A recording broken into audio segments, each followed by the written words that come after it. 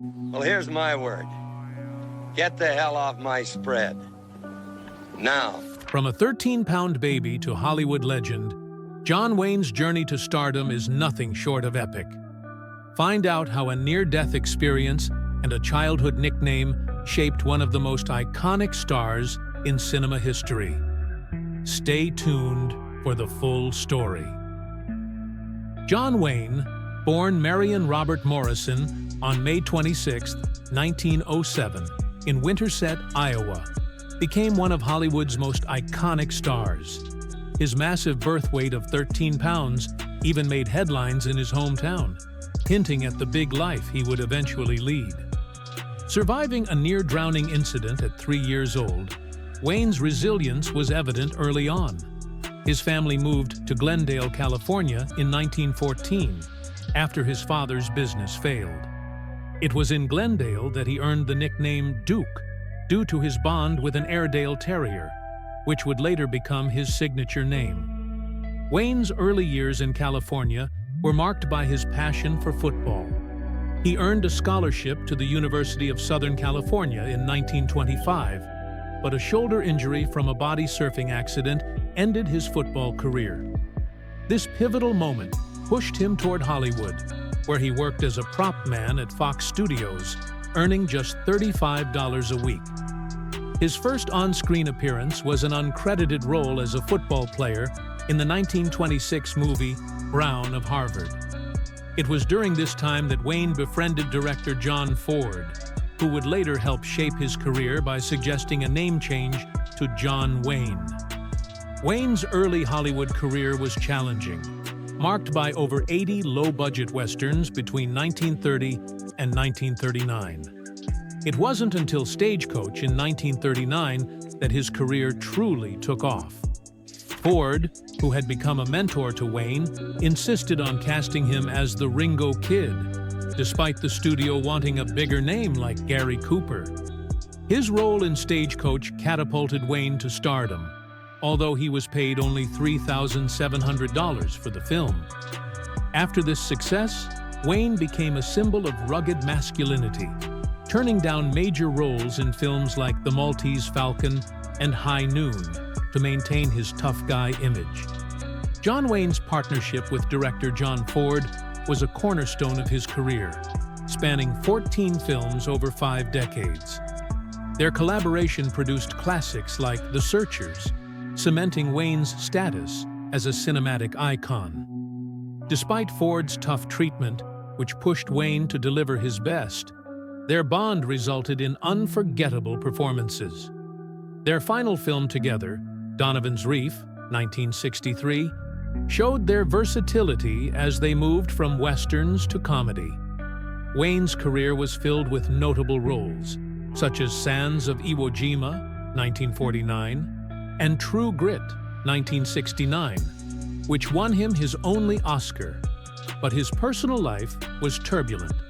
His first marriage to Josephine Sayans ended after an affair with Marlene Dietrich.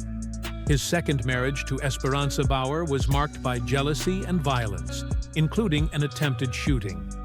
After divorcing in 1954, Wayne married Pilar Palete, with whom he had 3 children, but their marriage ended in 1973 without an official divorce.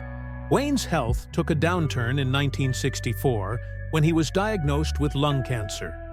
Despite the diagnosis, he continued working and remained a popular figure in Hollywood until his death in 1979. In his final years, Wayne found comfort in his relationship with his secretary, Pat Stacy, who was by his side during his battle with cancer. Pat later penned a memoir, Duke, A Love Story, which revealed a more vulnerable side of the Duke that few had seen. After Wayne's death, his legacy was clouded by the discovery of a controversial will that caused rifts within his family.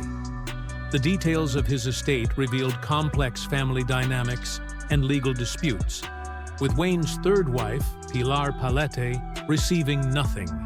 His legacy was further complicated by the revelations of his personal views, which were exposed in a 1971 Playboy interview. In the interview, Wayne made deeply controversial statements, including those that many perceived as racist and homophobic.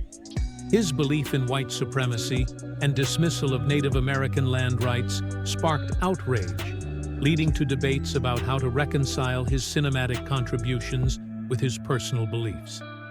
Excerpts from John Wayne's 1971 Playboy interview resurfaced in 2019, reigniting debates about his legacy. While some defended his right to free speech, others criticized his views on race and gender.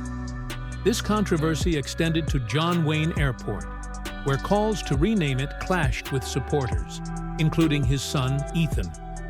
Despite the backlash, Wayne's cultural contributions and cancer research charity were highlighted.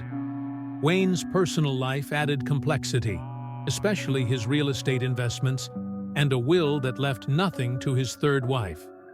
The 2011 auction of over 700 personal items, including his Golden Globe and movie memorabilia, offered fans a rare glimpse into his life beyond the cowboy persona. John Wayne's life, both on-screen and off, remains a point of contention in American cultural history.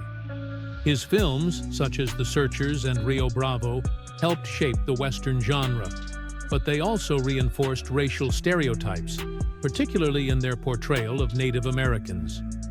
The ongoing debate over his legacy reflects a broader societal struggle to reconcile the work of historical figures with their personal beliefs, especially when those beliefs were harmful to marginalized communities. As society becomes more aware of the problematic aspects of past figures, the question arises, can we separate an artist's work from their personal views? For some, Wayne's films are inseparable from the troubling aspects of his character, while others continue to defend his contributions to film and American culture. The discussion surrounding his legacy serves as a reminder that cultural icons are often more complicated than they first appear, and that the legacies they leave behind can be shaped by both their achievements and their controversies. Thanks for watching.